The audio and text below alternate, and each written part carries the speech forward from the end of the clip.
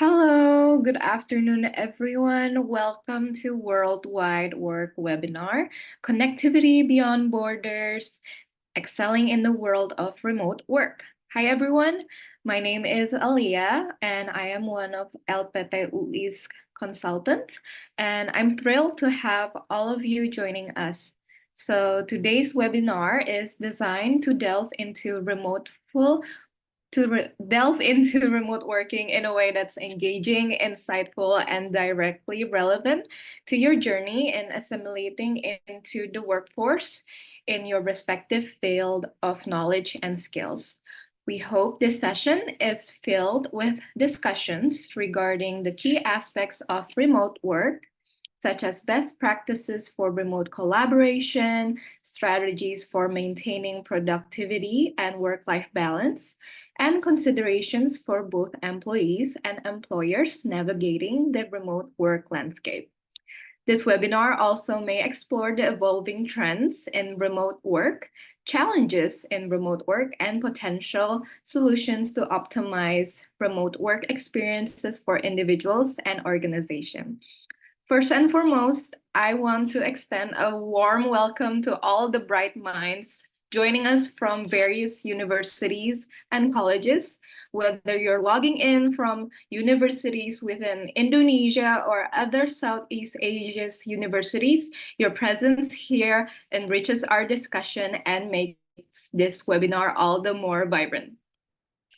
So here is the outline for today's webinar. After speaker's introduction, we will have a series of presentation with our speakers. After that, we will have a Q&A sessions where attendees can submit their questions using the link that we provide through the Zoom chat feature. So make sure you guys check the Zoom chat features frequently to see if there's any question link that we share.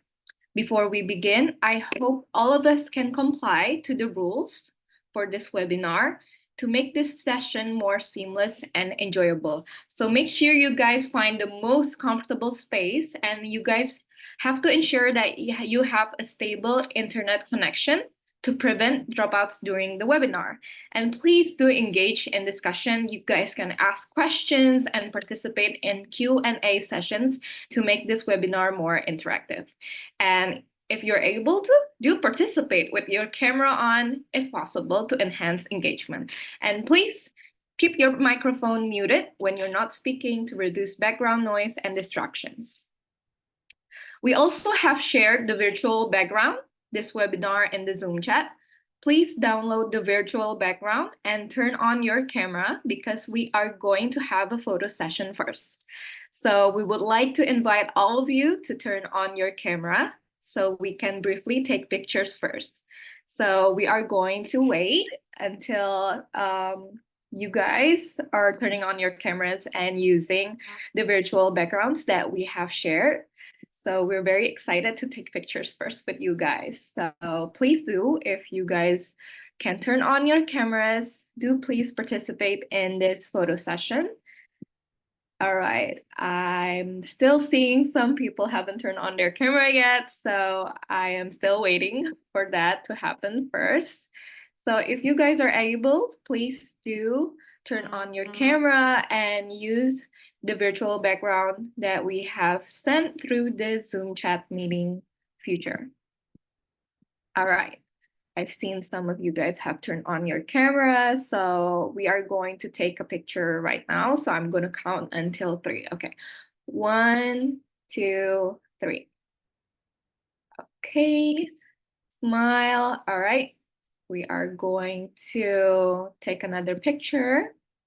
So you guys just need to smile to the camera, and then we're going to take several pictures.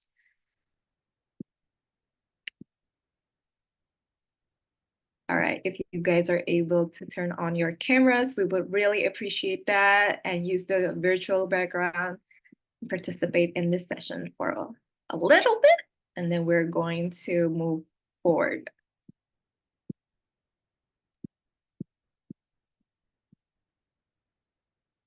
All right. Okay. All right. Thank you, all of you, for participating in this photo session. So thank you for turning on your camera too. So at the end of this webinar, there will be 3 lucky attendees who will win a door prize from LPT UI.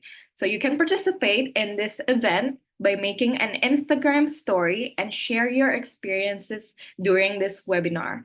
You can share the insights you get from the webinar, and you can post it on your Instagram story.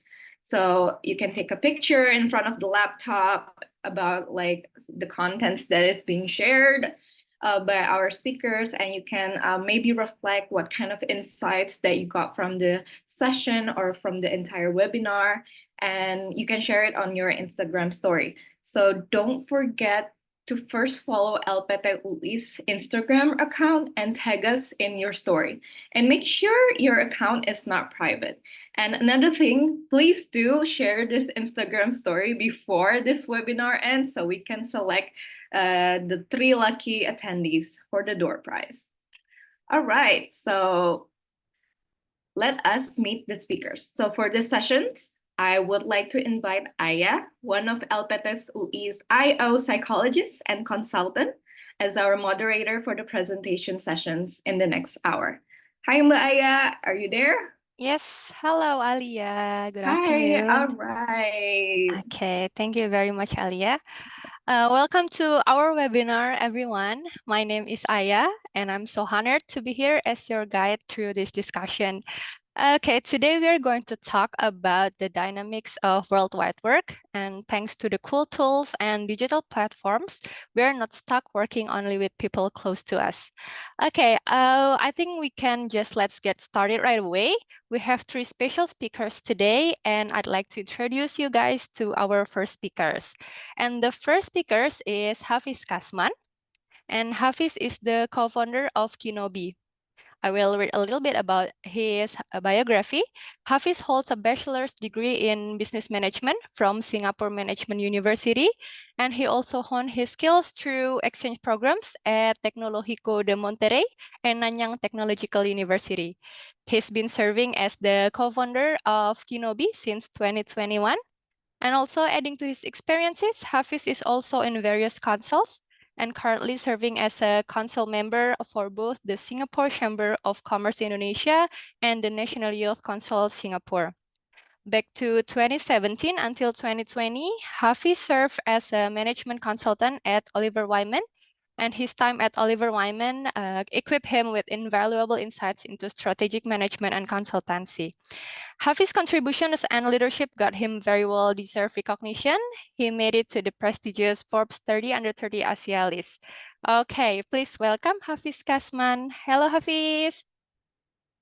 Hello. Hey everyone. Yeah, Hello. yeah. Nice to How are meet you everyone. today? Good, good. Hope everyone is Okay. having a good afternoon as well. Awesome. All right. Before we start your presentation, please just give us a clue. I have a quick question. Is there any specific theme or topic about the remote work that you bring to us today? Sure. Yeah. I think the specific theme is I think to everyone here probably signed up because they want to build a remote career. And I think what's most important is what we'll be sharing today, I think is as the things to look out for as you think about a remote career. And just know that the remote career sometimes is very different from just remote work, which is usually defined as freelance work. So we'll go through a bit of that later on. All right, thank you very much. I think everyone here cannot wait to hear the presentation. So without further ado, let's jump right in. Hafiz, the floor is yours. Sure. All right. Thank you so much, everyone, and hope everyone has a good afternoon. Thank you so much for spending the time over the next 1 hour with us to learn more about remote work. Maybe I'll just do my introduction of myself as I think the organizers are sharing my screen. Firstly, hi everyone. As I mentioned, I do quite a bit of things, and one of the main things I do is actually Kinobi. Kinobi is basically a technology company. What we do is we provide software for universities and other higher education institutes or perguruan tinggis in both Singapore and Indonesia, specifically to help the universities help their students get jobs, get good quality experiences while in universities. So my background is not only just a professional one, but I think I'm pretty good at also sharing a bit more about what I've seen, what are the top success factors of what makes a good remote career person, or a good or a good career person in general.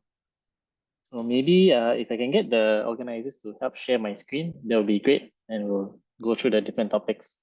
But essentially, it's three things. It's really what I'll be sharing is mainly one is remote work for you. Two is how do you find remote work once you feel as though remote work is for you as a person. And last but not least, how to excel in remote careers. Okay, so maybe next slide. Yeah, next.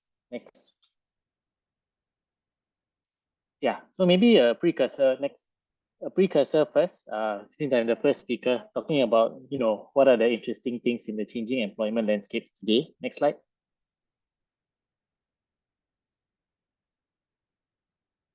Yeah, so essentially, I think what we've seen that is quite unprecedented over the past 10 years is that at the end of the day, there are new roles trending every 5 or 10 years. Right? In 2015 to 2020, where it's my generation to graduate, a lot of the trending items or trending roles were already digital marketing, data analytics, engineers.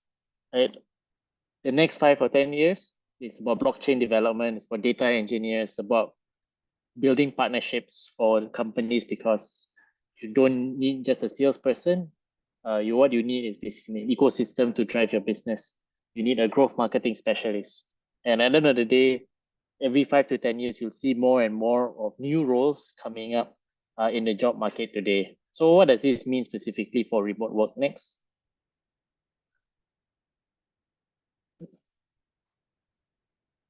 Yeah, so basically what it means is that it results in making it harder for employers to find talents locally, right? Because a company needs more and more roles to fill up to make sure that the company excels. What that means is finding talent is actually harder to find, and especially finding talent in your own specific geography makes it so much harder because you are restrained by a geography. So a lot of companies, my company included, and I'll go through a bit about how Kinobi works also later, is that they will then open up the opportunities to anyone in the world who can qualify to fill in the role. So next. So yeah, so an example, Kinobi is a very good example of an international company. So just a bit of background, Kinobi is actually run by 3 Singaporean co-founders in Singapore back in 2020. So I myself is a Singaporean, 2 other co-founders are Singaporeans. But today we are actually not exactly a remote organization fully, but we are a hybrid organization with different mix of employees within the company. So for example, in my small company of 30 employees, 10 of them are actually fully remote. They are either based in Singapore, Vietnam, or Surabaya, right? And these are mainly my engineering, product, and design teams. My main office is actually in Jakarta, where 20 people are working. But within the 20 folks that are working in Jakarta, 10 are work from office once a week, and 10 are work from office 3 times a week. So essentially, it's a mix, right? And for those that are working once a week, those are our customer success, operations, marketing. They gather once a week to meet, to discuss and hold meetings. And for those that are work from office 3 times per week, they are from sales, finance, and HR. Because they really need to be in office to face clients, make sales, and also handle documents. So essentially, this is just some context. We'll go straight to then what for remote work, what we think is, what are the 3 topics that are covered today. So next. So given that background of context, given the fact that at the end of the day, a lot of more employers are open to having remote employees or hybrid employees within their company. The 3 questions most of you, I think, are job seekers. Job seekers need to ask themselves today is, you must have already come in because you're interested in remote working. Tapi number 1, is remote work really for you? Number two, how do you find remote work? And number three, how do you excel in remote work? So I'll just give some, essentially, over the next 15 minutes, my thoughts on these three topics. First, we can probably go for Q&A later on. So number one is remote work for you. Okay, next. So I think someone in the chat asked whether this is full English. I will try to mix bahasa, so where I can to make it more comfortable. I think for some of the audience here. Tapi for pros of remote work, pasti a lot of you came here today because all of you are interested at the pros of remote work. Everyone, semuanya harus pikir kalau remote work itu pasti ada flexibility, which definitely there is. There's no need to be fixed to a geographic location. Terus work-life balance definitely have karena you reduce the commuting time. For those yang di Jakarta, probably you save a lot of time commuting to office. Biasanya kantornya di South Jakarta or somewhere very far away from where you live today. And as well as last but not least, autonomy in decision making. Karena what happens in remote work is that usually it is the results that matter at the end of the day, each day, rather than the time spent each day doing the different tasks. Tapi I think what is more important for folks to know is actually sebenarnya remote work itu ada cons-nya, and actually the cons are quite a bit. So it's just for everyone to be aware. Next slide. So firstly, I think there are a lot of cons when I speak to a lot of fresh graduates. Biasanya they love the idea of remote work, but actually they don't really understand what are the cons of it. Number one is actually isolation, right? So isolation is we'll talk about it later. The second is communication challenges, communication with your employees, with your boss, dan lain-lain. Third is reduced networking opportunities, right? What does this mean? This means biasanya kalau di kantor, what happens when you are in a physical space for 8 hours a day, 5 days a week, is that biasanya bisa buat teman sama rekan-rekan di kantor ataupun sama tetangga kantor atau whoever there is within the building, within the area, meet up with your friends in the area of where you are working at. Tapi kalau remote work, what happens is that you are very isolated. Mungkin ketemu teman tiba-tiba ada site at your house, or randomly creating or meeting new people at a certain workplace. However, in the physical environment, you are able to do that. Nomor 4, distractions at home. So ini mungkin tergantung, mungkin ada yang udah ada rumah tangga. Some of you may be impacted by distractions at home.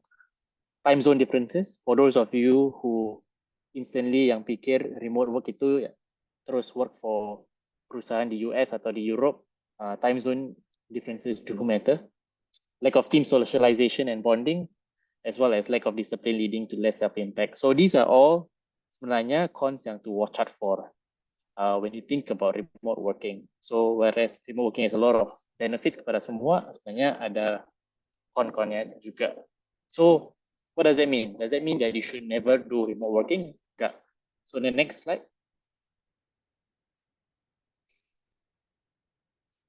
Yeah, and then specifically because you are in your early stage of your career, ada 3 points yang mungkin paling penting, ada cons to look out for, which is isolation, right? Belum nggak ada guidance atau direct coaching from your boss dengan instant, right? You usually when you ask for feedback for your boss, terus harus Zoom call. Nggak bisa secara langsung.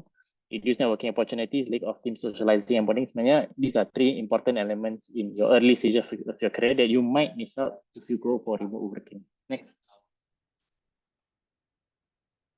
So there are ways to overcome the cons. Is whether firstly is consider finding the right role for you first, then finding remote opportunities within the role. Biasanya kalau usually some students come up to me and say that mereka fix sangat mau jadi remote worker, sebenarnya mereka belum pikir is it the right role for you first or not. Harusnya ada right role, baru within the right role tahu ada seek for remote opportunities within the right role. Kedua, consider alternative arrangement that also provide flexibility. So very similar to my company, and I think a lot of perusahaan-perusahaan juga sebenarnya ada hybrid working, di mana work from office bisa 1 kali per minggu, tapi still for a foreign company, still still largely remote. Ada yang mungkin for my company as well, those from Vietnam and Surabaya, we fly them over to Jakarta every twice a year juga untuk membatasi atau mengatasi tantangan where it relates to isolation and lack of social bonding. So we fly them over twice every year to actually mix and socialize with our current company. So ada alternative arrangements out there, perusahaan-perusahaan with alternative arrangements, not fully remote tapi hybrid, but a majority of it is working remotely sebenarnya. And last but not least, ensure that you are ready to be extra proactive in 3 key areas: communication, time management, dan networking and building relationships.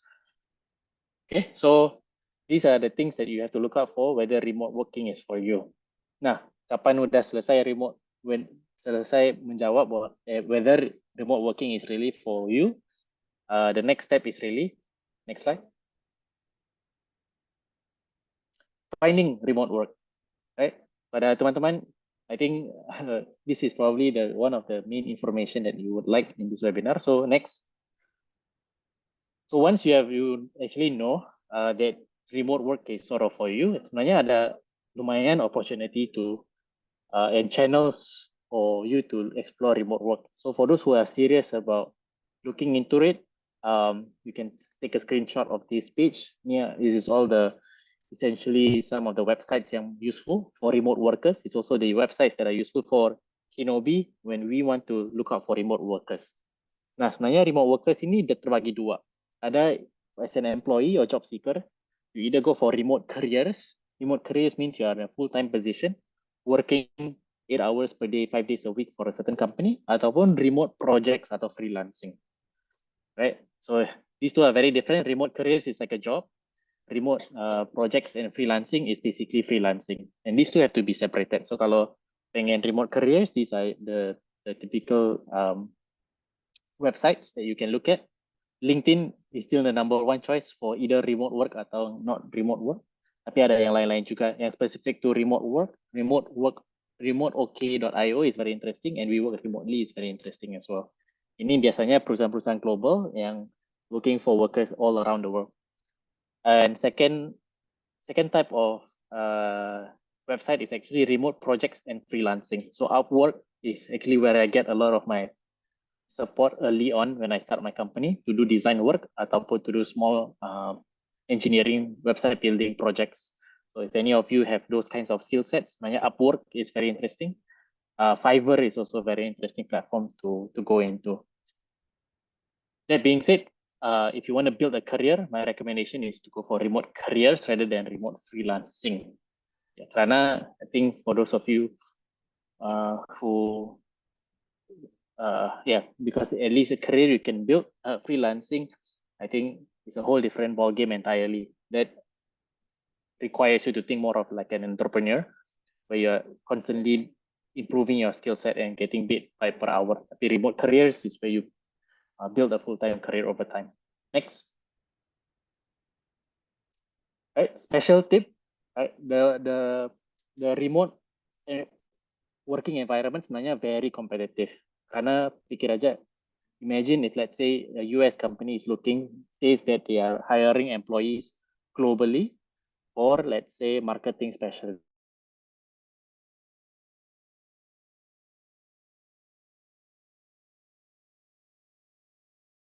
Orang-orang Jakarta, orang-orang Indonesia, tapi you are competing with people from Eropa, Timur Tengah, dan lain-lain. I think there's quite a lot to think about.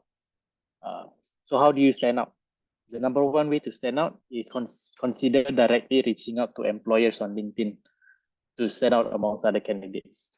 See how can you network digitally. Ada contoh di sini where someone actually message me, "Hi Hafiz, this job seeker message me." Sebenarnya profilnya bagus banget. So at the end of the day, now he's actually now in a final interview with us here in Kinobi. This person is actually from India. So let's say this person actually submits his resume, sebenarnya I wouldn't even know that he exists. But because he reached out to me via LinkedIn, sebenarnya he stood out, and now he's in the process of interviewing with us. So this is very interesting example with a very interesting tip sama example yang real. Next. And also please note, tapi at the end of the day, when you find a remote job, note that not all jobs can be done remotely. Ada yang beberapa jobs yang commonly found in these websites, software engineer, designer, digital marketing. Mungkin ada juga opportunities for accounting, finance, sales, dan project manager. Tapi ada juga yang rare remote jobs that will not exist remotely. Physical engineer or chemical engineer, event management, ataupun lab scientist. So adjust juga realismanya adalah not all roles can be done remotely and some roles are more common than others. So if you need to ask yourself also whether you want to focus on going for roles yang memang ada lumayan remote jobs on opportunities, or you want to focus because those will be where the remote opportunities lie, or decide again whether you want to choose is remote that important for you, or is the nature of the job that important for you. So for example, if you are extremely passionate about being a lab scientist, maybe you need to readjust your expectations that you are not able to do the role remotely. Next. And just some basic tips. You know, I've interviewed at least 200, 500 people for over the past 3-4 years, not only for my company, but my previous experience and other things. Tips on excelling in an interview for specifically a remote role is number one, you need to have the skills relevant to the role. Itu I think quite basic, whether it's remote role atau enggak. But most important for remote role is the ability to communicate digitally very clearly. So for example, I'm very impressed if candidates actually use slides to communicate the answer to the question, introduce yourself. I'm always very impressed by candidates and always follow up before and after an email via emails, after an interview via emails and immediately. Send a follow-up email after the email, recap all the points. Before the email also to just say that they are already in the Zoom call or looking forward to seeing us later. Next. Discipline and time management is also very important to showcase during the interview. So showcase that you are able to manage time very well. Always come 5 minutes early to Zoom calls. Show your abilities to manage tasks independently. So these are all things that an employer like myself actually look out for as we interview for candidates for remote work opportunities. Next. Yeah, so the last point I want to bring out is I think excelling at remote work. And I think this is a good information also to the other speakers who will speak more about it. But my own tips next is actually back to the 3 key points that I mentioned earlier. Right? That you have to be extra proactive, especially in remote opportunities, which is always constantly communicate. Once you've got the job as a remote worker, you need a way to stand out within the company itself. Because remember, if you get a remote job, it's a remote career. It's a remote career where you have to always constantly stand out, exceed expectations, and so that you can grow within the company. It is very hard. It's harder for a remote worker to do this than a non-remote worker. A non-remote worker can come into the office and make friends with everyone. A remote worker will find it a bit more difficult. So you need to overly communicate the things that you are achieving. You need to overly communicate the things that you're doing in the company, and you need to overly seek out for feedback from your managers or from your peers when you are in the company. Number 2 is time management. Very important. You need to, a lot of times remote workers forget to manage themselves, right? For example, today I'm doing 10 tasks. I need to communicate these 10 tasks to my manager. And if I don't complete these 10 tasks, I need to communicate I don't complete it also. These are things that are very important. As a remote worker, it's very easy to be lazy, to not report these things, to always be getting chased by your boss. Please don't do that. Because at the end of the day, you will lose out versus a non-remote worker and your career will suffer. Number 3 is networking and building relationships. You need to find a way also to, as a remote worker, you also need to find a way to network and build relationships without being physically present. How do you make friends without being physically present? These are the things you need to figure out at a company if you were to excel in a remote career or remote work.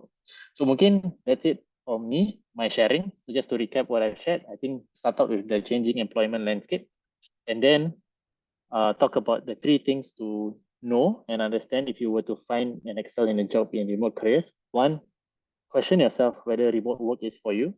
Two, understand whether how do, how do you find a remote work or remote career? Should you want to go ahead for it? Number three, a bit of sharing on how to excel in remote work or remote careers. And that's it. Thank you so much. Terima kasih. That's all from me. All right, thank you very much, Hafiz, for your presentation. I think we are all agreed that it's really important to ask ourselves first whether remote work is really for you or not, right? Okay. I believe we have many questions to ask to Hafiz, but please be patient, everyone. We will talk more with Hafiz later on in Q&As this session. Once again, thank you very much, Hafiz, for your insightful presentation. Okay, we will now move to our second speaker, and let me introduce you to our second speaker, Hannah Louise Pascua. Louise works as a product development lead at MetaFox. Her role encompasses overseeing the product development process as the team leader.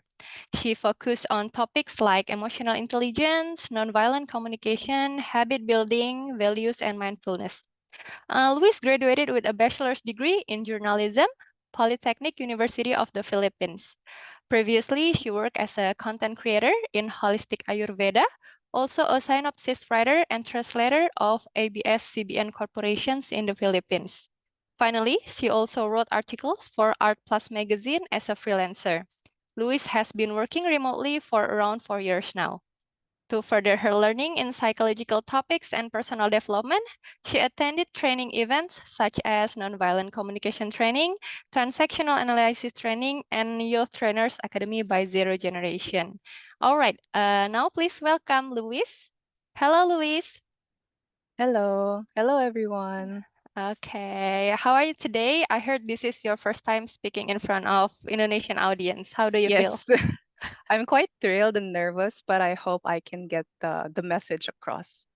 Okay, I believe everyone is so happy to meet you today too. Before we start, can you tell us what is the highlight that we should pay attention to about your presentation?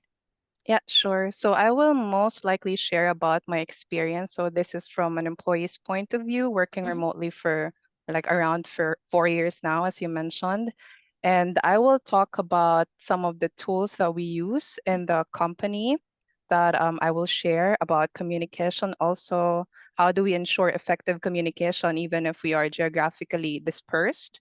And also about proactivity, making sure that we contribute to the company's growth. And lastly, and I think the most personal one is work-life balance. Like I will share how I keep myself sane while thriving at work without compromising my mental and emotional well-being. I see. Okay, I think we really can't wait to hear that. Everyone who wants to know about effective communication, proactivity, and work-life balance for remote workers, maybe you want to listen this very carefully. All right, so let's get to it, Luis. The mic is yours. Yes, thank you, Aya. So I will share my screen. I hope you can see my screen now. Yes. Yes, okay, great. Thank you. So again, hold on. Okay, again, I welcome you all to this part of the presentation and a little bit more background about me and the work I do. So I worked for a company based in Germany and I'm residing here in the Philippines. I've been working with this specific company for 3 years now, and I actually started as a freelancer, a freelance content writer until I was promoted recently as a leader, a product development lead, which also involves a lot of content writing. Okay, so let's begin. As mentioned earlier, I will focus on these three things. So for communications, I will share with you some of the online tools that we are currently using to make sure that like we achieve effective communication, even though like different time zones and also we are culturally diverse, like people from the Philippines, like Southeast Asians and also from Europe. We have members from Germany and also in Georgia. And then the next one is proactivity. This is more like task-based, task management-based. Also the templates that we're currently using and how do we contribute to the overall growth of the company without someone constantly supervising you like physically in an office setup. And then the third one is work-life balance, like how am I personally establishing a healthy work-life balance and also preventing burnout. So this is more like a personal story that I want to share with you. So I hope this can be insightful, whether you're someone seeking for remote work or you are seeking for remote workers. Okay, so let's begin with the first one. So communication, since we are saying that we want to have effective communications, it's important to know what do you want to achieve after a communication. So especially talking online, it's really important that you know what is your end goal. Like what's the purpose of even starting the communication? Achieving results can mean a lot of things. So it can be being understood by a colleague, also sharing ideas or making decisions, either written or like this online via Zoom. So in our company, we make sure that even before we start a communication, we know what we want to achieve after the communication is over. So that is very efficient, in my opinion, because like we don't say things that is not aligned with what we want to achieve.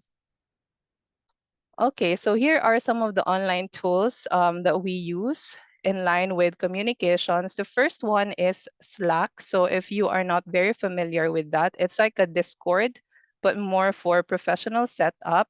So this is very useful for written communications, also asking for immediate answers and updates. So the main use of Slack for me, for example, since we have a 6-hour time zone, if I have an idea in mind, I can't immediately talk to my boss because they're still asleep while I'm working. And our brains are not meant to store information. So what I do is I create a post on Slack and then I wait for them to answer. And while I wait, I will focus on other tasks that I have to do within that day. And then the next one is Asana. So Asana is particularly for task management, also tracking of our tasks and quarterly goals. And this is where like professional collaboration happens. Asana is like a Notion, but for work. So I will talk more about this on the proactivity part. And then the third one is Zoom or Google Meet, like what we have. Like we make this meeting possible, even though I'm here in the Philippines and some of you are residing in Indonesia or different parts of the world because of these tools. So we mainly use this tool for weekly virtual meetings per department or as a team or for in-depth discussion because there's still value in talking about it instead of just writing about it. So for our meeting time, we actually meet at afternoon, Southeast Asian time, because that's morning for them.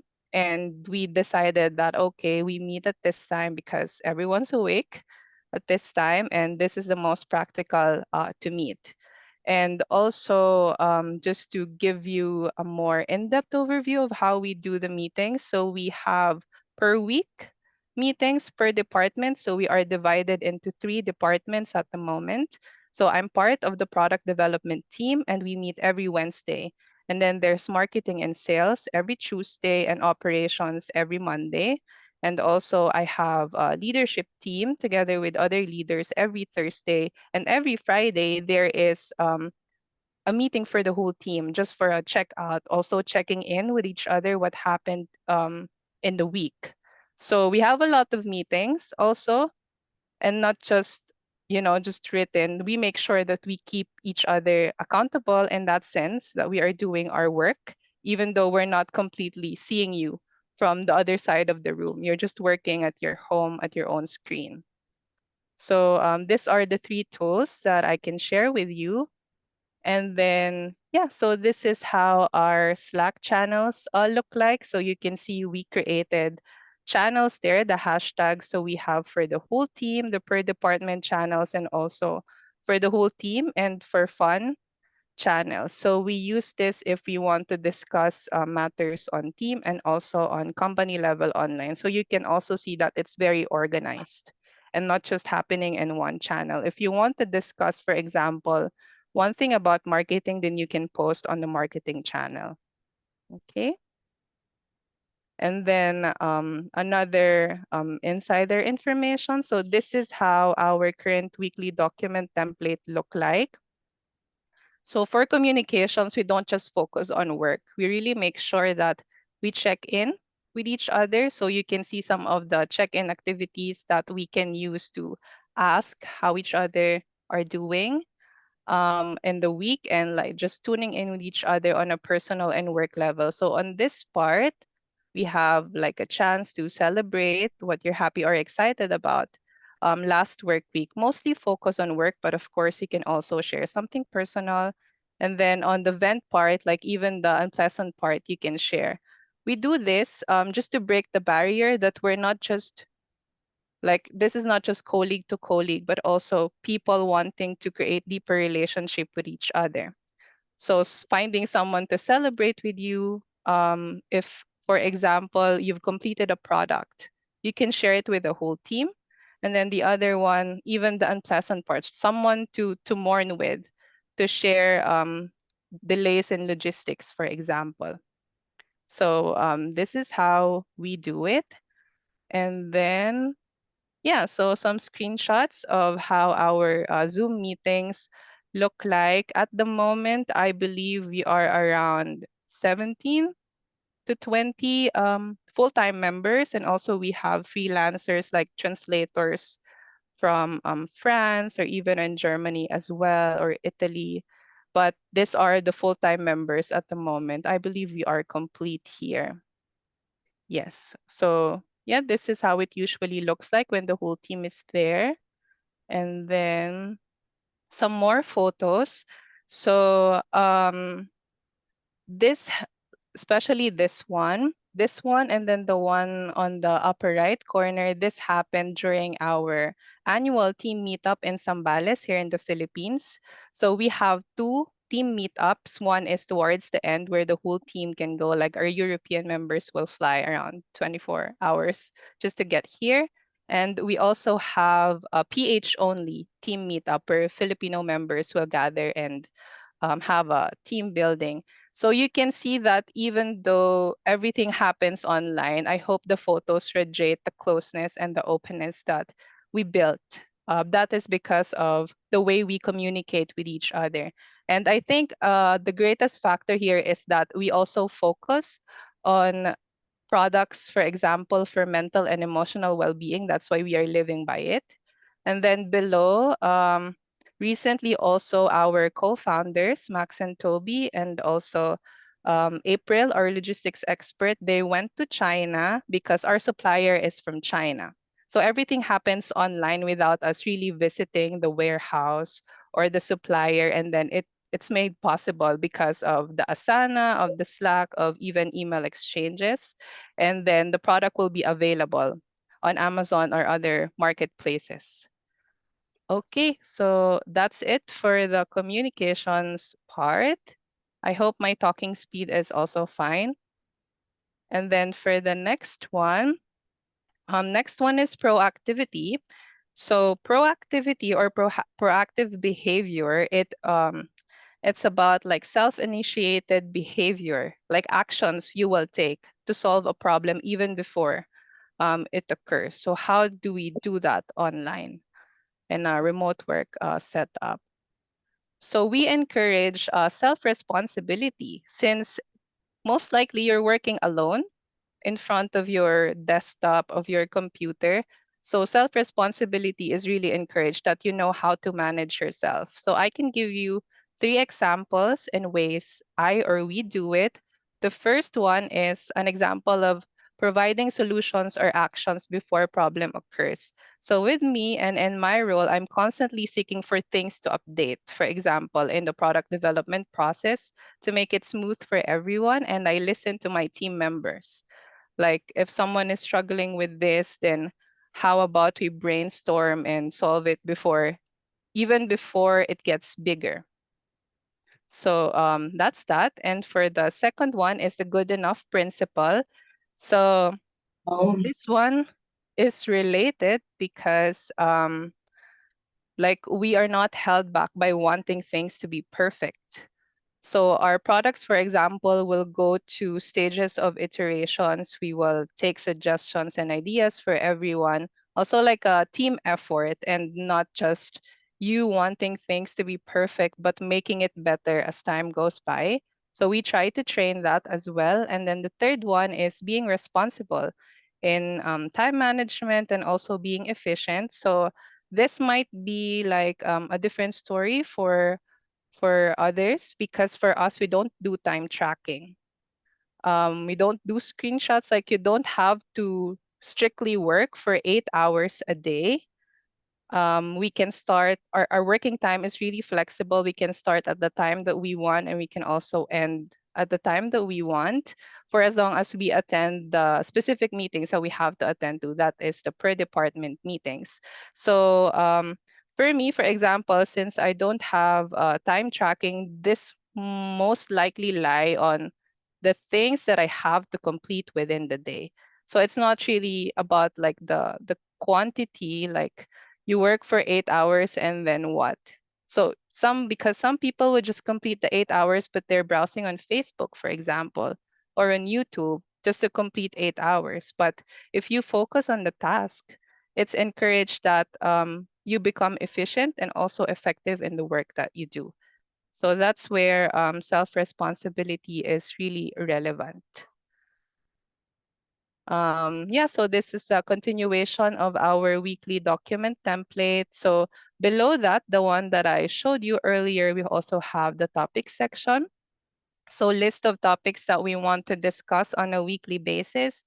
So we have there the topic column, like the problem to solve, talking about proactivity, and then solution and action items. We can fill this out when like after the breakout sessions, because you also have to list the people that you need in that specific topic to come up with action items that you will do like after the meeting ends. So you will do that on Asana, the one that I shared with you earlier, and also prioritization, like if we have to discuss this first and then this second, or like things happening in parallel.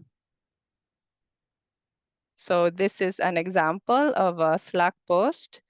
As I've said earlier, this is very like personal. I'm really sharing the story of me and my company and how we do it. So here, for example, I posted how we can improve the photo creation process in our company because we have to create appealing product listings. So you can see that I posted there like the numbers or the bullet points in bold, and also some screenshots of how I made it on Asana, and then people will reply to the thread. So we also have goal setting, like how we keep track on the goals that we set and want to achieve on a yearly basis. So it's divided into three, actually two, but the third one is also related. So for the first one, yearly goal, so this is the overarching goal that we have per year, and also this will guide the goals that we will set per quarter, which is the second one. This is where our world will revolve around in 90 days. And for departmental goals, the quarterly goals is usually per department. So a gardener or a leader will oversee if things are on track. So we also have like, you have to finish this within 3 months type of thing. Okay, so now we move on to the last point, which is work-life balance. So how do I know if I have a balance between my personal and professional life? So I listed some of the things, but of course, I want to add more, but for the sake of time, for the work part, so if I have the ability to be productive and accomplish tasks or meet deadlines efficiently.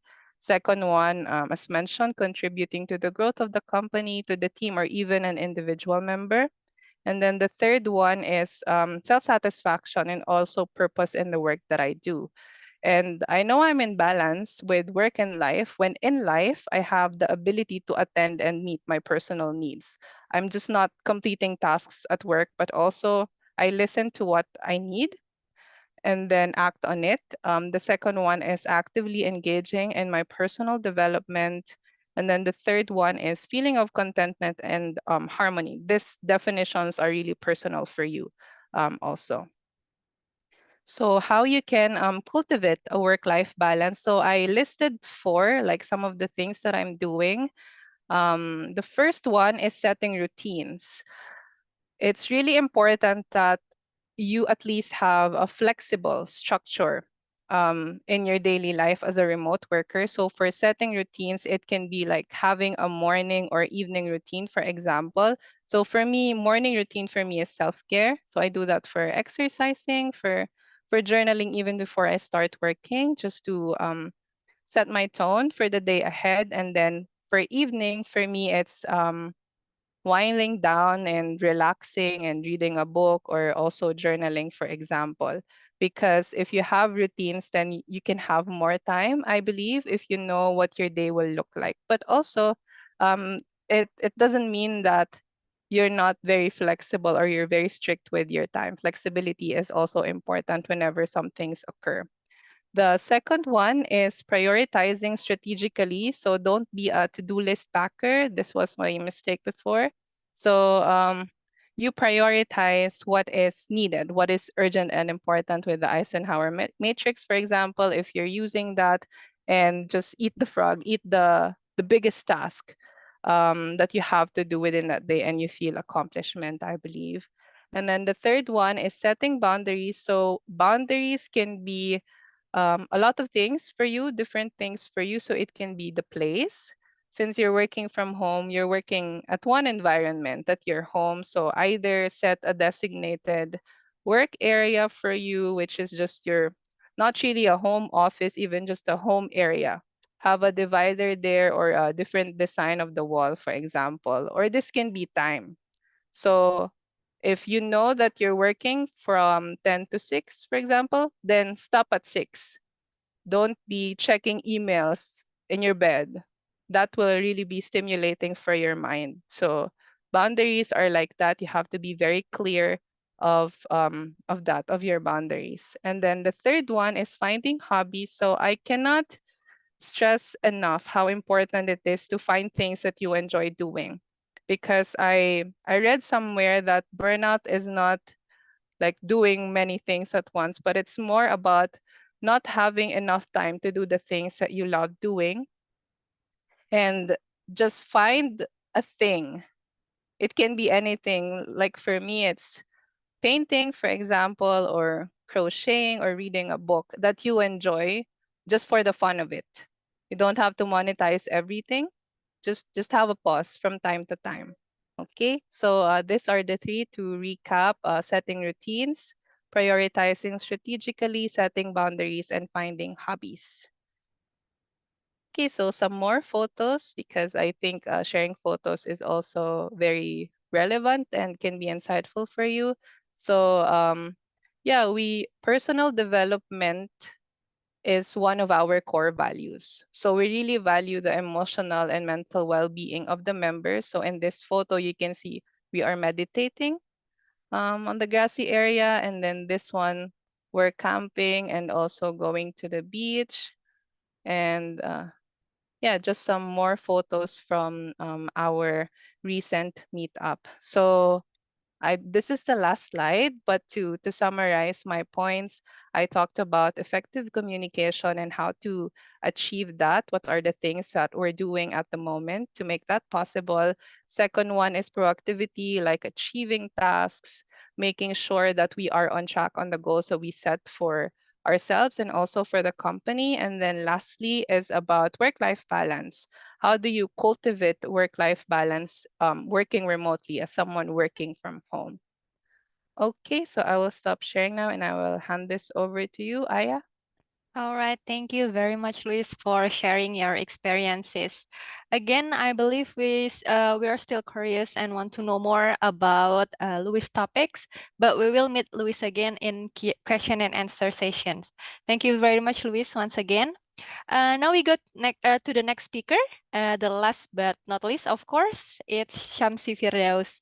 Let me read a little bit about him. Shamsi holds a Bachelor of Engineering in Marine Engineering from Institut Teknologi 10 November in Surabaya, Indonesia, and has further enriched his academic journey with a Master's in Sustainable Industrial Engineering from Grenoble INP in Grenoble, France.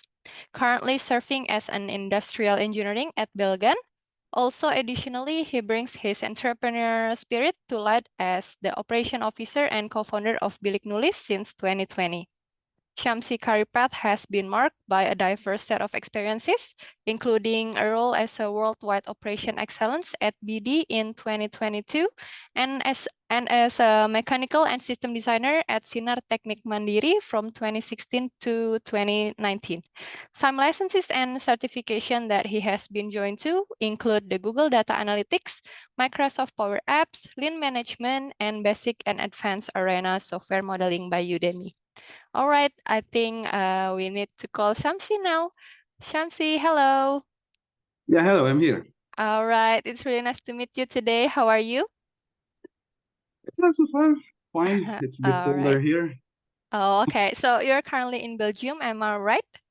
Correct. All right. So I guess it's morning in your place now, right? Yeah. Yes. Okay. Before we deep dive to your presentation, can you give us a hint? What is the topic regarding remote work that you have today? Yeah, sure, why not? So I will share more, maybe different perspective about this, the work remotely, because we will sharing how we work as a business owner in Indonesia. So our company called Bilik Nulis, we work in Indonesia, our client in Indonesia, but me and my wife, she is the founder of Bilik Nulis, Rumfaizatul Umami. We manage it from far away. So how to manage them, what the challenge that could be happened, I will share you today. All right. All right, I'm sure we are all ready to listen more about Bilik Nulis. So I guess let's start right away. Shamsi, you have the floor. Thank you. Thank you everyone to coming here. So thank you also for LPTUI for inviting me. So we will talk more about the Bilik Nulis. So you can go to the next slide. What is Bilik Nulis?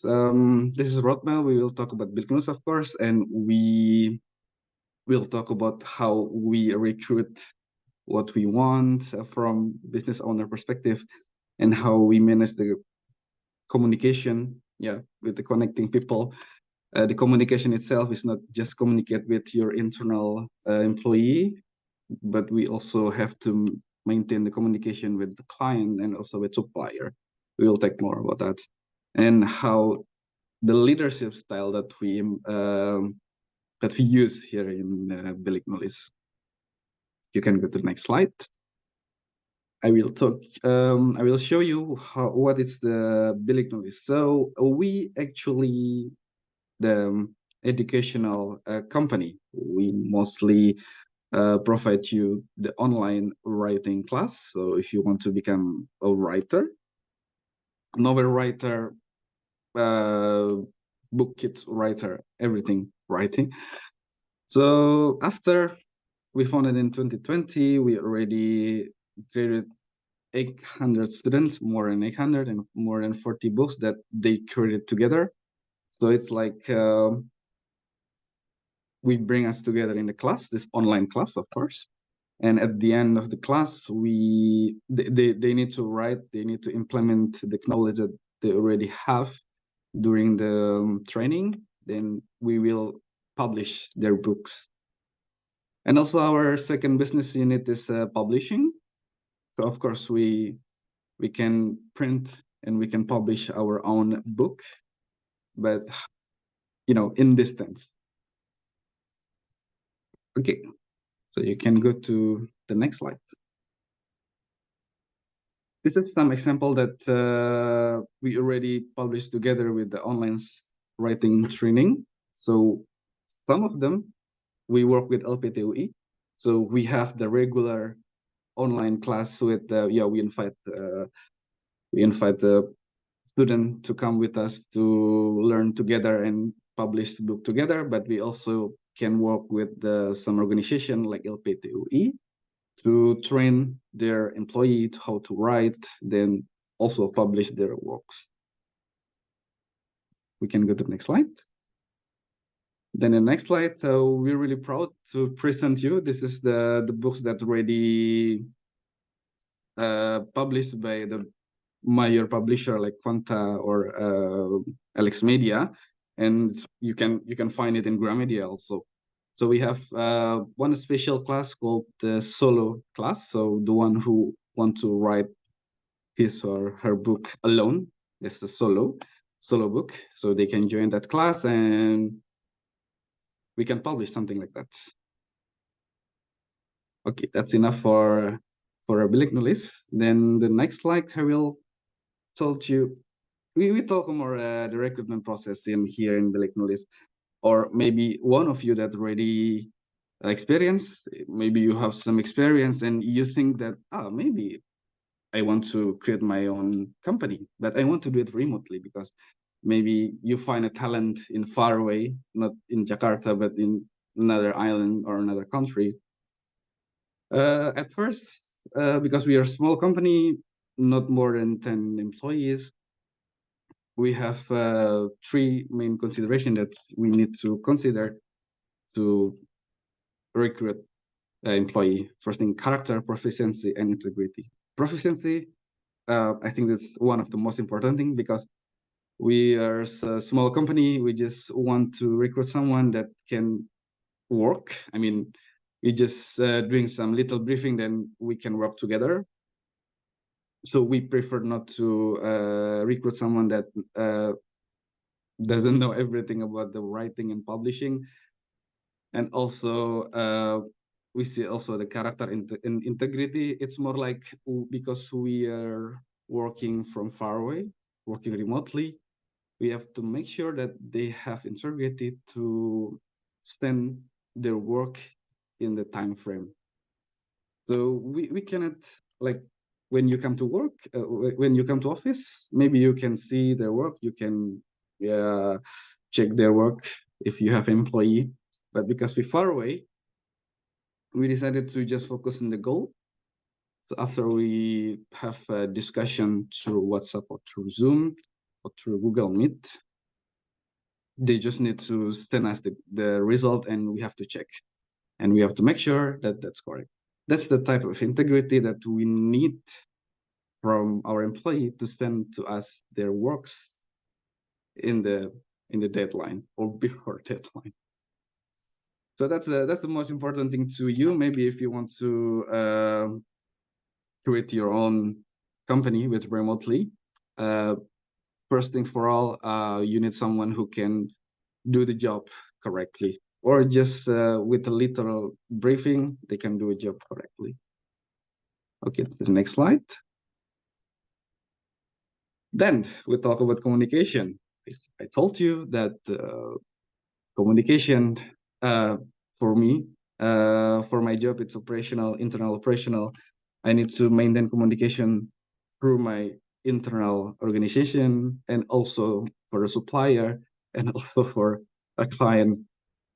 So in order to make sure that I did a good communication thing, we have a 3R here. That's called reliable communication, buyer, and leader. Reliable communication means that we introduce the effective, clear, and open communication style. What does that mean? We don't want to do a lot of meeting. Let's say we want to create a new class. What is the objective of this class, like fiction or non-fiction or kids? When how many students like that? We just pinpoint that and make it fast and correct. So there is no too much brainstorming because we have the employee that already experienced. And we also support them to give us some feedback. Like, for example, if they want to do some innovation during the training, at first we just did a training with WhatsApp, so without face to face like this. And after that, one of the employee, they have innovation to maybe we can do a Zoom meeting or a Google meeting, or maybe in Discord, because we can do a game for writing, something like that. So we a little bit force them to give an idea or innovation to make it right. Then the second, reliable supplier, because we are working remotely. This is the third part. It's really difficult to find a reliable supplier. What is that? So we need to print this book, right? And in order to print this book, we need to find publisher that can print it in the large quantity. And the supplier needs to be reliable. It means that they can contact like in almost every time. They can give us some information like, of course, the price that's always updated. They maybe can also send it through the client. So like LPT we did, after we create the book, after we write the book, we print it and we send it to everyone in LPTUE that's managed by the supplier. If the supplier something or problem, so it will impact to our production. So that's really important for you. If you have if you need someone to do the job, you have to find a reliable supplier. And reliable leader. We'll talk about this in the next slide after this. Sure. Manage someone from remote. I think it's more difficult than when you talk with them directly. So yeah, to define the roles, you need also to build trust that that they can do it correctly. You also need to trust them, and also like regular feedback. It always happen. We have certain style in writing. Sometimes different editor or different writer, they have a different style. So that's our job to make it right in the way. And also in order to make our employees still encouraged in work, we also did some achievement and also self-development. Like for example, one of our editor will join in script class. It's for writing a script for a movie, for a series. So we also a bit force them to develop their skills. We can go to the next slide. And the last thing for the leadership, we have principle. We want to grow together and success together.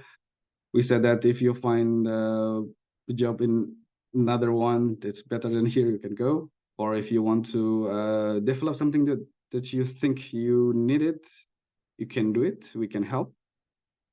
But in terms of you as a person, as a leader in your company, mostly in remote, you have to have uptime 100%. It doesn't mean yet that you don't have to sleep. It means that you have to quickly respond what the problem that they got. So for example, if we have a problem with the cover, for example, the client doesn't have the cover, what they want, what we have to do. And if someone in that create a cover with the client, they have a block, we have to help them. So this uptime gonna be 100% because we have to serve them. Then we want to foster supportive environment. It means that we let them free to choose what they want. Actually, because we are a writer, so we have kind of similar want. So they want to become a best writer. We also want to become a best writer, and we want to train someone to become the best writer. So we have kind of same want. So we support them if they want to, the employee, if they want to grow their skills through some training, something like that. and try to open discussion in some time. So what you want and what's problem do you, what do you think you to solve this problem, something like that. And of course, the reliable leader that I told you, we need to respond at any problem as fast as we can. So being leader in this starting section of the company, it's gonna be, it's not difficult, but it's quite challenging. Okay, so next I will talk to you about the challenge. Like, you can go to the next slide. So if you have this kind of knowledge, like maybe one of you is designer, I think you can grow on your business remotely. And why not? You can do it like in terms of time, you can do it like in a flexible time, but it's this flexible time kind of could be a drawback when you have a lot of thing to do. So that's why you need the employee. And the challenge, the second challenge is to find a client. To find a client, that's also the challenge, because in order to find a client, you need to have some experience, and that's kind of eternal loop. So the best way before you start it, it's to have a good networking.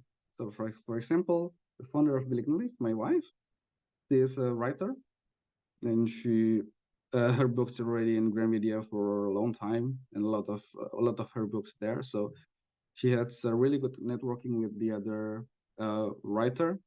That's why we came an idea to create the class, then online class to for a future writer, something like that. And because we are very niche, just a writer, it's a bit tricky to find a client with the personal or community. Because maybe they don't need to become a writer. So we really rely on communities. As you know, we have a community for writing. So we join this community, try to campaign, try to invite them to our class, something like that. And make sure that you have knowledge on this niche. So we have my wife to do some writing class, something like that. And I have knowledge also in managing publishing book, sending to the client, some customer service knowledge, something like that. So you know the market, so you can do this. And the time management. We also want to do the flexible work, but we also want to do like life balancing. But as a business owner, we want to make sure that our employee that has life balancing. So for us, for me and my wife, sometimes we need a lot of time to manage this company.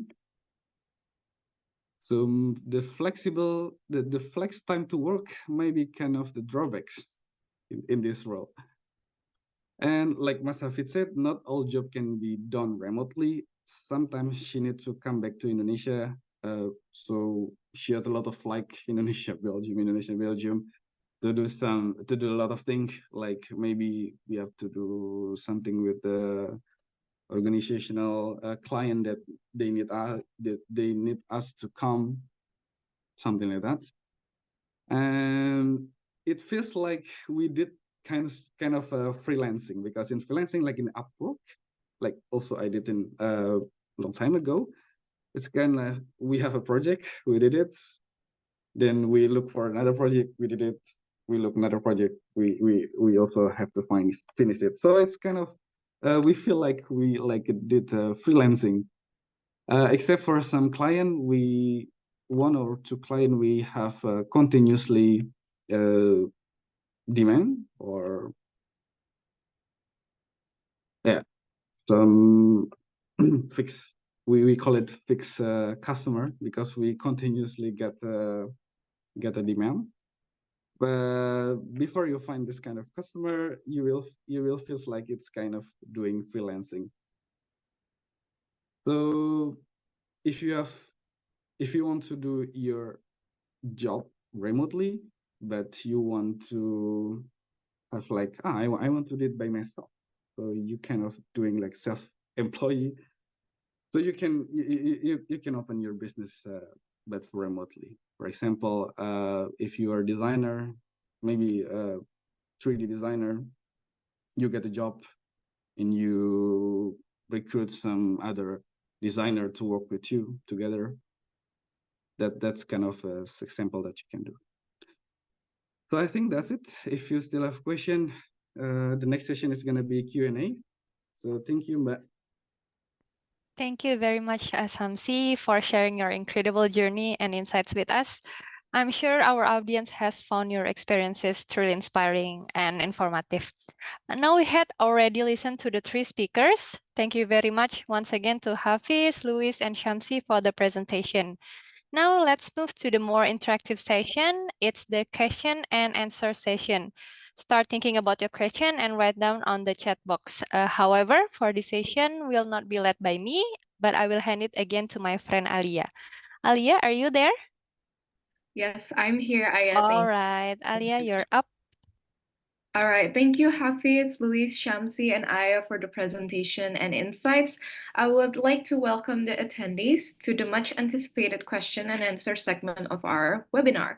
This is your chance to engage directly with our esteemed panelists and delve deeper into the topics we've discussed today. So we've had the privilege of hearing insightful presentations and discussions on remote work through the perspectives of an employee and employer. And now it's time to open the floor to your queries, thoughts, and reflections.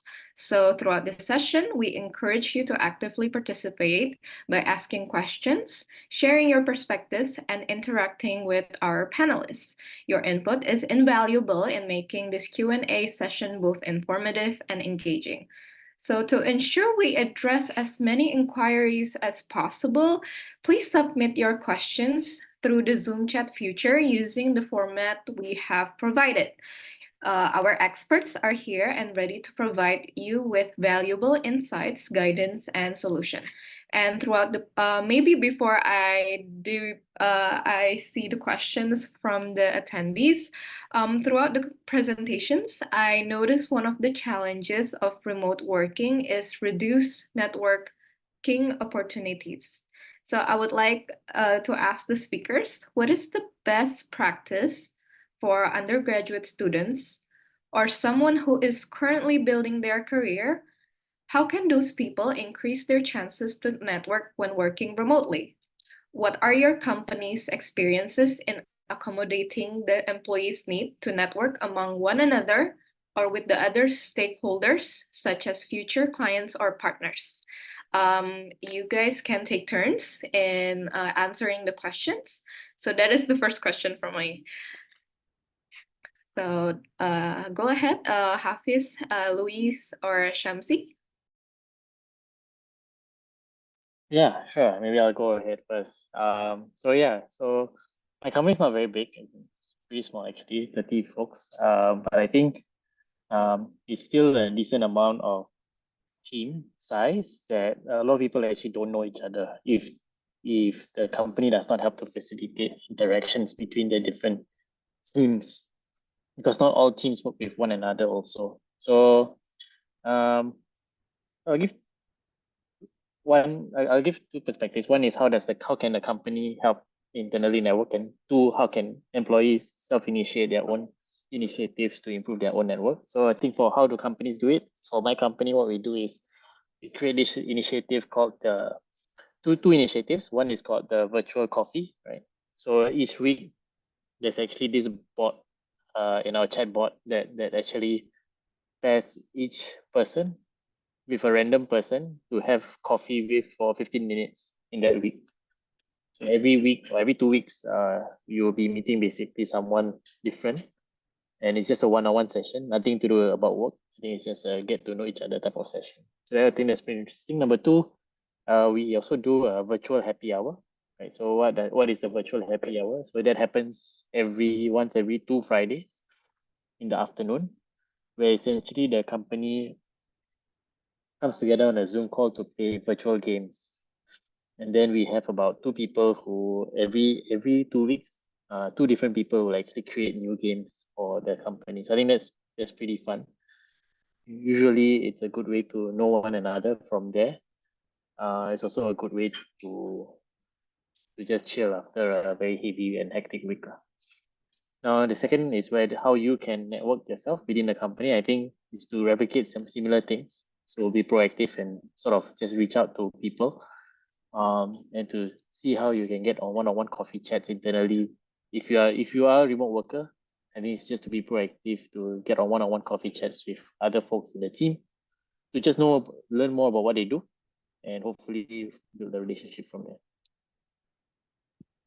All right, thank you, Hafiz, for sharing the practices in your company in trying to engage and help the employees network with one another, which is the virtual coffee break and the virtual happy hour.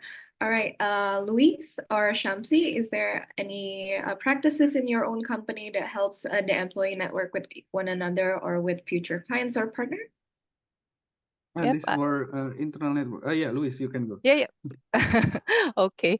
Yeah, I can also share mine. The one I shared with you earlier, we have a bit of a check-in there as well. But as I've told, we also have a Friday checkout meeting. So that is the for fun meeting. I think that's kind of similar with a happy hour meeting that Hafiz shared. So we just also share random things about ourselves, how our week went, and sometimes play games. So that's more on the internal level. And we are constantly communicating with each other, either by the Slack channels or the messages, direct messages. And recently, we also have this platform where we can work remotely. Like we just go to a platform, the Gather Town platform, and then we can talk to each other there. We have certain characters, and then just making sure that we are keeping each other in check, that we are working. So that's more internally. But for externals, we have one example I can give is how we do it at MetaPost, our newsletter. So we also meet with our customers, like constantly asking for feedback about our products, and then we also meet with them like virtually via Zoom or via Google Meet, asking them how's their experience about using the product, and then we can derive ideas from there. Apart from that, we also work with authors in publishing our products. So they also reach out to us. They mostly come from signing up to our website or to the newsletter, and then we schedule meetings with them. So that's how we do it with working with externals. So just more meetings and connecting with the people that we're working with. Thank you so much for the insights. So not only with internal employees, but also with the customers, because MetaFox provided services as products, if I correctly see that. Okay, go ahead, Shamsi. Yeah.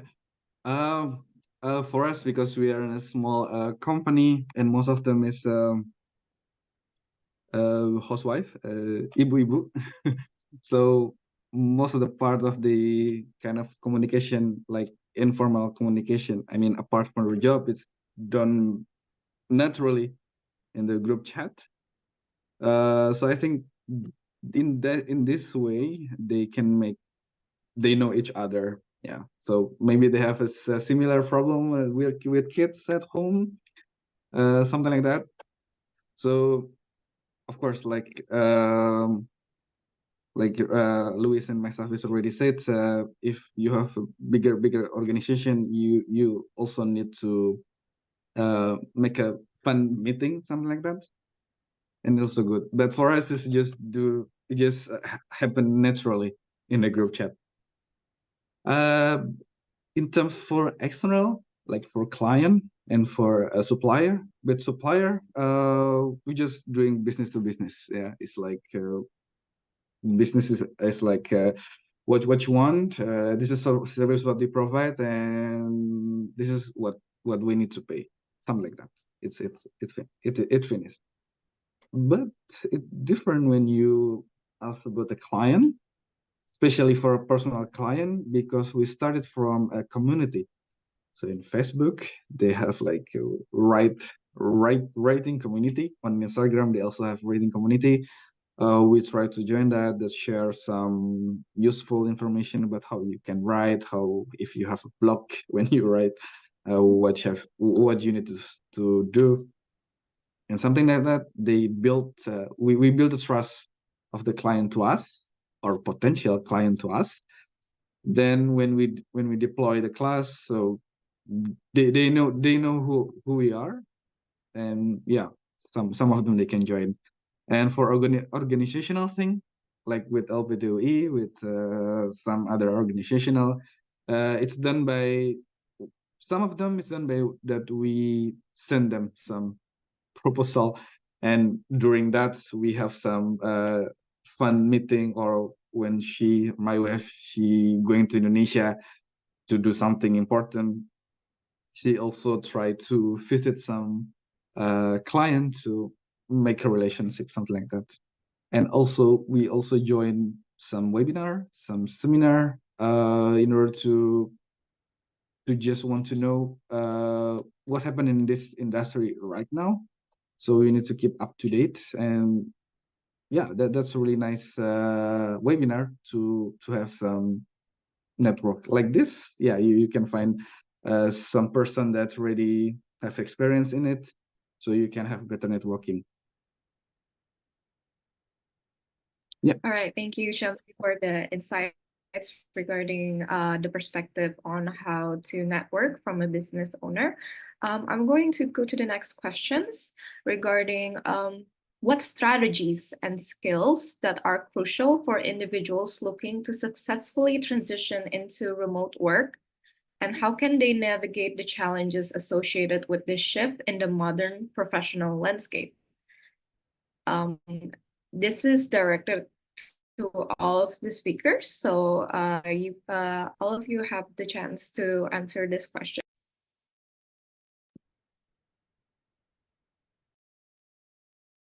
Sorry, challenge to find a job. Sorry. How to successfully transition to remote working, and how can they navigate the challenges associated with this shift Yeah. from Okay, maybe I offline can working to remote working. Yeah. Yeah. The challenge of the remote work is, like Mas Hafid said, is really true. you can find loneliness because you are isolated in somewhere. So that's the point that you need to remember, because you're working remotely. It means that you just have internet to connect with the others. So you have to know that because the internet is only way you can communicate. You have to use this internet thing to get better communication. And in order to transition, it should be a reason behind this transition. For example, you don't want to do commuting, like maybe 2-3 hours with KRL, with this train. You just want to stay at home, work from home. So it's like Mas Hafid said, we have pros and cons to do a remote working. And if you agree with the cons because you need this pros, yeah, you just do it, and you will find it if you have experience actually. That's it. Thank you, Shamsi. For Hafiz or Luis, is there anything that you guys would like to add on this? Yes, yeah, I can also share. So this question is divided into two. The first one is strategies and skills, crucial for individuals looking to successfully transition into remote work. So personally for me, just to share my story also, it was a forced transition because I started during the pandemic. So at that time, I didn't really have any traditional office resources because you had to stay at home.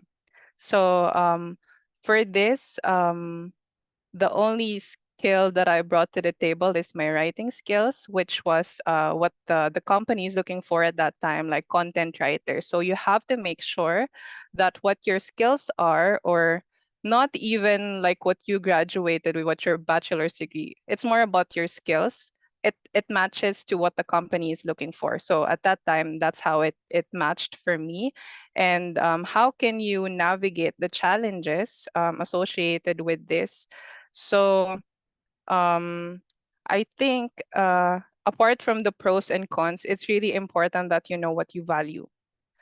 Because if you're someone who value like physical relationships with people, you want to mingle with people, you're an extrovert, it can be really hard, to be honest, but I'm introverted, so not really that hard. But when you know your values and you identify the challenges, which is not meeting like your values in life, then you can strategize what to do next.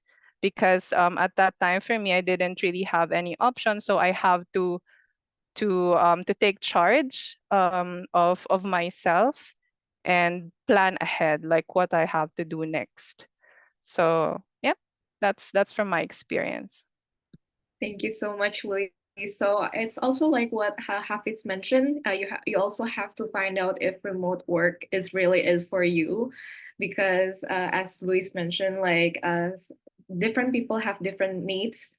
Some people can fully operate within their own. They don't really need that much of support from anybody else. But some people do have a high need to collaborate with another colleagues or another person during their work, and also they need to also ask a lot of questions or like immediately communicate the things that they need to communicate, and some other things. Okay, Hafiz, do you have anything to add regarding that? No, all good. I think everything has been said. Yeah. Okay, all right. So I'm going to move to the next questions. This is very interesting. This is actually the attendees want to ask to Hafiz.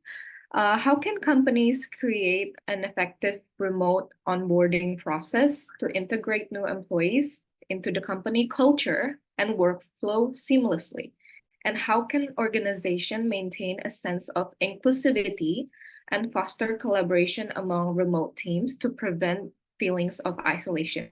Maybe the second question is already kind of answered, because it includes some virtual meetups, not talking about work at all, just like getting to know person by person. So maybe just answer the first questions regarding the onboarding process and integration of new employees to the company culture and workflow.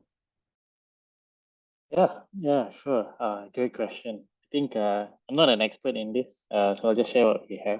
Of course, there's room for improvement.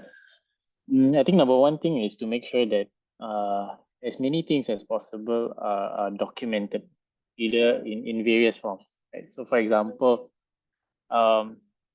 just to give an example, even before interviews happen, what happens is my company usually sends what you need to know before the interview starts document to even candidates, and these not employees, to candidates, so that they can just read before they come onto the call. So it makes things a lot easier. Similarly, in our onboarding, I think we have a lot of documents depending on which teams you're from, even for interns. So, for example, we have a document, we have a wiki document of basically how to get all your basic logistics set up. We use Slack, we use email, we use different HR software for leave management and tracking, things like that. All that is basically documented and it's easy to find. That is crucial in a remote environment, because at the end of the day, it's not as easy to ask the question versus like physically. Right? Physically, I think when you're in a physical work environment, it's very easy to, or you forgot something, or it's very easy to guide your employees or your team because they are right beside you. So whenever they are having trouble with something, they can instantly ask you a question, you can instantly answer. The remote working environment is very difficult. So therefore, documentation is just quite an important step for us. Second thing that we do, it's not for everyone, is very strict task management. Every day, everyone is to sort of report what they did yesterday and what they are doing today, and things that they need to ask people, or things that they need their managers to unblock for them. They have blockers and they need managers to unblock for them. This is very important for us because it makes sure that everyone has a sense of responsibility and accomplishment at the end of the day. These are the things in the morning. You say these are the 10 things you need to do, and in the afternoon when you clock off work, you report again to say that these are the 10 things that I've done. So this is sort of our culture and way of operating. It's not for everyone, but that's the way we operate.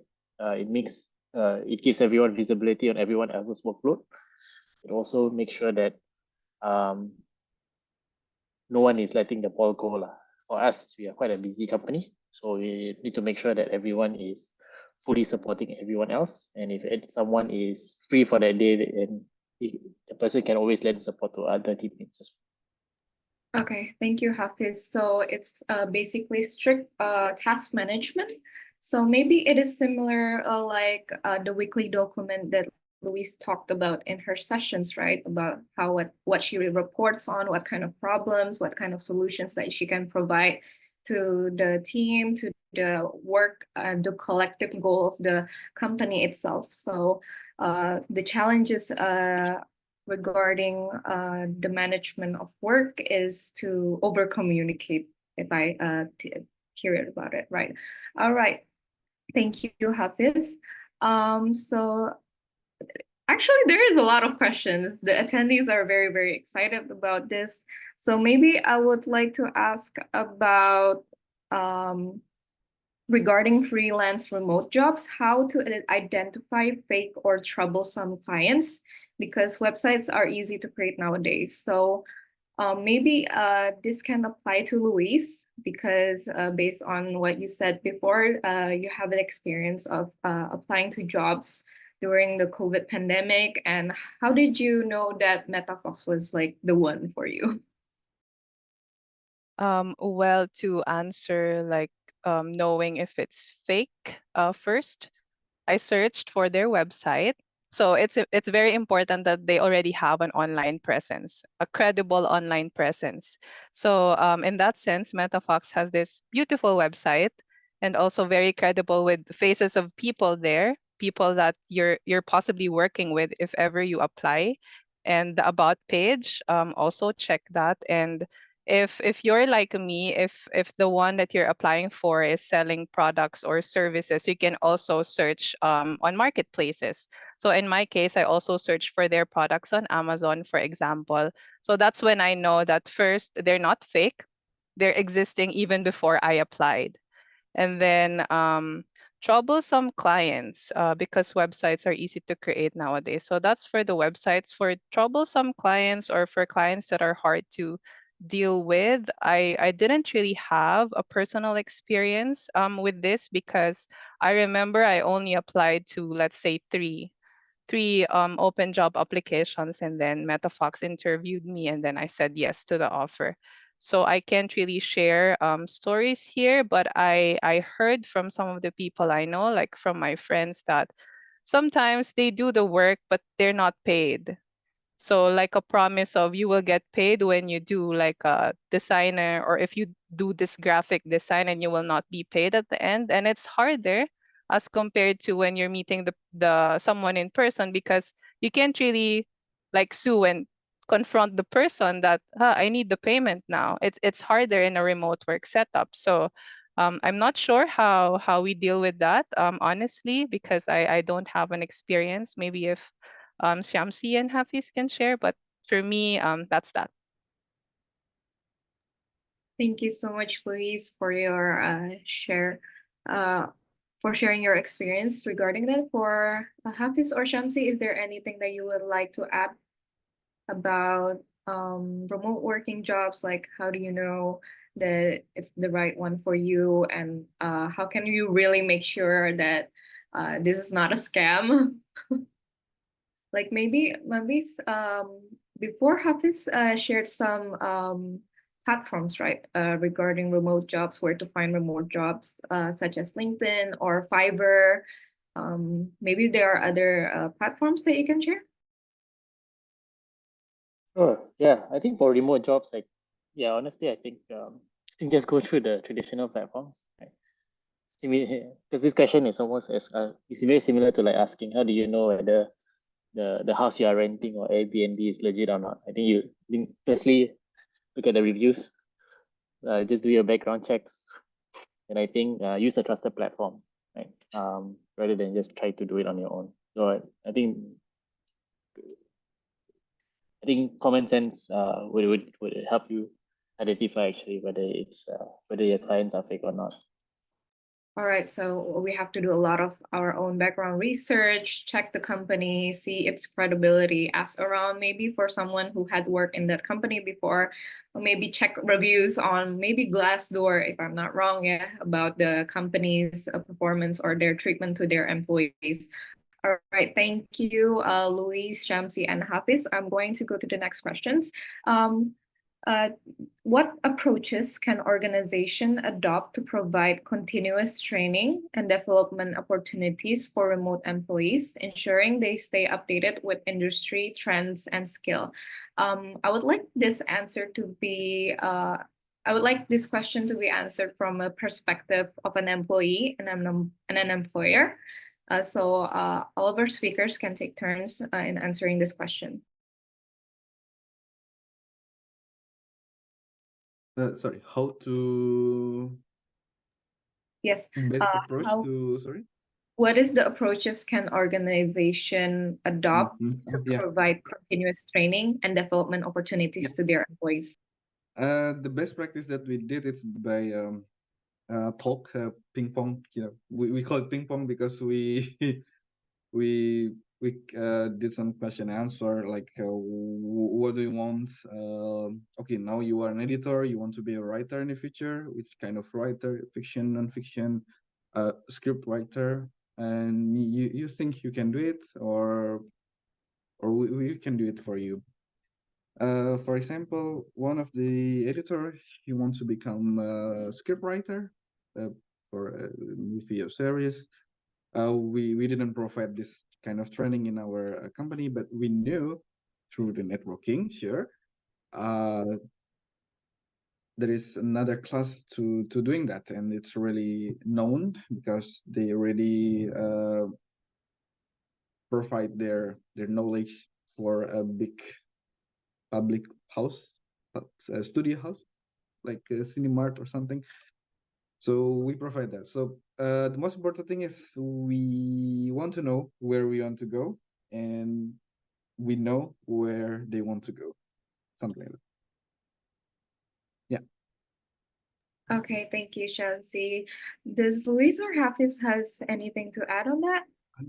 Yes, I can share from an employee's point of view. So I can't agree more with with what Shamsi said on being on the same page, like where you want to go as an employee and also what your company needs. So in my case, I was recently sent to Bali to attend a nonviolent communication. Like for psychology topics, I have to be proficient in that. And also recently online training for transactional analysis. So we have this development conversation that also recently happened, but that will happen annually. And then we just check if we are on track and also aligned with what I want to achieve as an employee and what the company wants to achieve.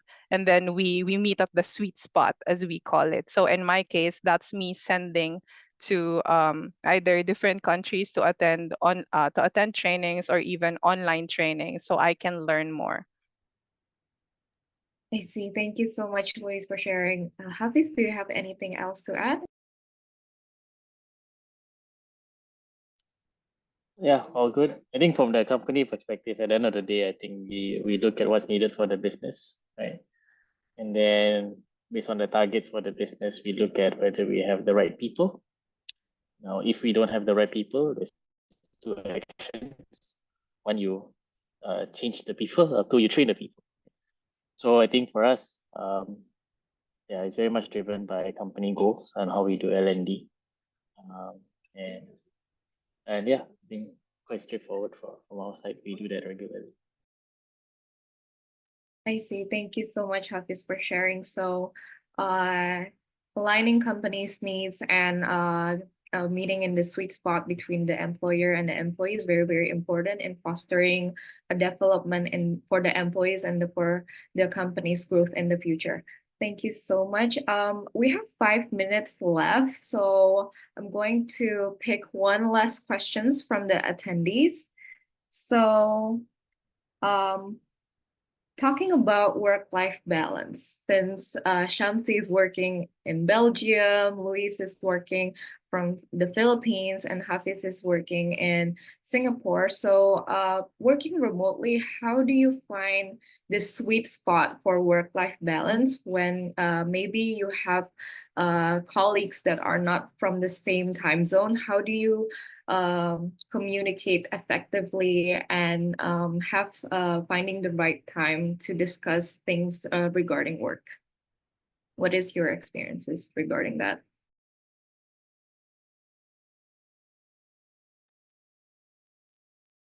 Maybe Luis, do you want to share, or Shamsi or Hafiz? Yeah, sure. Okay. Work-life balance. Yeah. For us, the most important thing that our employee that has a work-life balance, they because they have a family, they're a housewife, so they need to take care of kids, something like that. But for us, it's kind of a bit difficult to say a work-life balance because we have to manage almost everything. But it's done by remote network and remote technology. So the most important thing is the pain point of our operation is for a supplier. I mean, for internal operation, it's already done by our employee. They know what to do, what they need to do. We put a goal at this. We put a deadline, something like that. But the pain point is the supplier. So if we don't have the reliable supplier, it's really hard for us to have a work-life balance because we always have to work to finish some problem. So we spend a lot of time at first on 2021, I think, in the beginning of 2021, to find a trustful supplier. And we try to diverse. I mean, we have several trustful supplier. And after we have that, the burden or the work, it's kind of really nice. So we have a little bit of work-life balance. But as our ambition to grow this company, we not really take care about that. So sorry, but we really care about the work-life balance, but for our employee. All right, thank you so much, Shamsi, for sharing. Luis or Hafiz, do you have anything else to add regarding work-life balances? Yeah. So, well, I've shared a bit about it earlier as well. But for me, work-life balance, well, I think I can say that I'm really fortunate that I'm working for a company that's people-centered. Like, we really value your mental and emotional well-being. Like, you can take holiday leaves, even with a short notice, and unlimited sick leaves.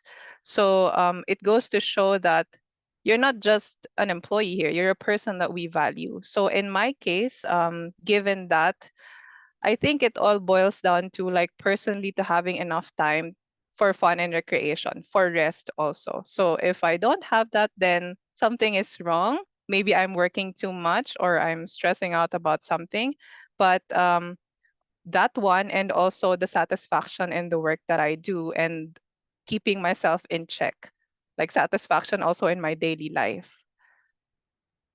I see. So it's very important to first have boundaries between personal life and work life. Also, seeing if the company really values the employees within the organization to individual levels, such as their mental health or their work satisfaction levels.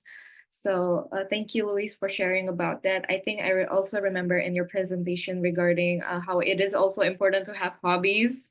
So you can take a break from work and then focus your energy on something you're passionate about that gives you joy throughout working remotely.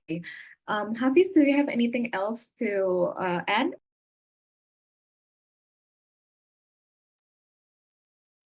Yeah, so I think as an entrepreneur is very different versus an employee. Entrepreneur, you sort of decide your own work-life balance. Your life gets harder if your company is not doing as well as you expect. Or rather you have higher ambitions than where you are at now. So the good thing is you can decide, if you are in a good position, you can sort of decide how much work you want to put in. But I think for the employees here at Kinobi, I think relatively we have pretty good work-life balance, in a sense that I think everyone is sort of aware of and very aware of each other's workloads, right? Because of the thing I mentioned earlier, right? If you are able to keep your tasks in check and you do a daily reporting at the start of the workday and the end of the workday, people kind of know if you're overworked. And when you're overworked, I think people have a sense of asking, okay, what's the issue here? Is it because we put too much tasks on you? Should we shift it around to some other folks? Should we start adding more folks to the team? Or is there something in the process that we can optimize your work further, right? So all that, what I mentioned earlier about task management and task reporting is actually useful for us to actually understand whether a person is overworked or not. So for us, I think we do that for our part. I think on a personal level, as an employee, I think I think as Luis mentioned, always have your own hobbies. I like to compartmentalize also mentally. I'm not sure if everyone can do that, especially in the early stages of their career. But for me personally, when I'm off work, I'm off work. I don't think about it. The only thing that is turned on is notifications on my phone. If anything were to go wrong, I'm required. I always say that all work communication should be on our Slack channel, unless it's an emergency. So I'll know when there's an emergency when it reaches my WhatsApp. If not, then nothing is an emergency. When I'm either on the weekend or during my off time. All right, thank you so much, Hafiz, for sharing the insights on how to establish work-life balance in remote working. Other than strict task management and enforcing communications among colleagues, over communicating things within the work hours, establishing that communicate work things during the work hours, and having hobbies is very important for yourself. All right. I would like to invite Aya back. Hi, Aya. Are you back yet? Yes, I am. Hello, Are you Alia. here? Hi, Aya. All Thank you right. so much for being back. Yeah, Okay. put the floor to you. Okay, thank you guys. Thank you, Alia. Today, through the eyes of our three speakers, we have explored the great impact of technology. Remote work is a game changer in how we do our jobs. To recap what we have today, we learned that before we start serving about remote jobs, it's important to ask yourself first whether remote work is really for you, learn the pros and cons, whether it's matched with your value. From Hafiz, we also learned some great tools to find remote careers opportunity, whether it's full-time or freelance, and how to excel in remote work. From the employee side, we learned from Luis about how to communicate effectively during remote work, some tools that she used for work, and also we heard her journey and tips in balancing work and personal life. Lastly, Shamsi shared his experiences from the employer side. We need to remember that it might not be easy to manage people from afar than directly face to face, but again, it's not impossible. It's also important to support the environment and make networking as wide as possible. I'm sure there are a lot more insights that we have other than what I mentioned before, but again, let's implement the lesson learned and embrace the possibilities that lies ahead. All right, as we bring this insightful seminar to a close, I want to express my gratitude to our speakers, Hafiz, Luis, and Shamsi. Your journey and experiences has been truly inspiring to us all. We look forward to future engagements and continued explorations of other exciting topics with you all. And again, thank you. In case the three of you have anything to be done after this, feel free to leave the Zoom room anytime. Thank you. And for all the participants today, don't leave yet because Alia still have some announcement to make for you all. I'll give it back to you, Alia. Thank you so much, Aya. Thank you, Hafiz, Luis, and Shamsi for being our honored speakers in this session. We really appreciate your time and energy and knowledge in this session. So we are going to announce the 3 lucky winners or attendees. Who it's very hard picking these, because there are very interesting and creative Instagram stories out there. So it took us some time to pick up the 3 best attendees in sharing their insights from this webinar session. So we would like to congratulate 3 attendees who is at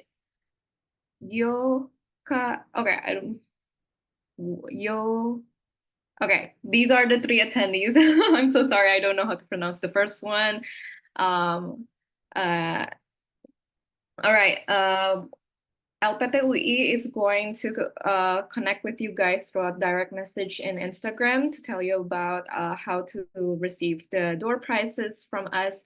We thank you all for participating in this webinar. Thank you so much for being so active in the Zoom chat feature, asking questions, giving insights, and being really excited about remote working and trying to find out what kind of skills and knowledges that you need to fully transition yourself into remote working if you think that is the right thing for you.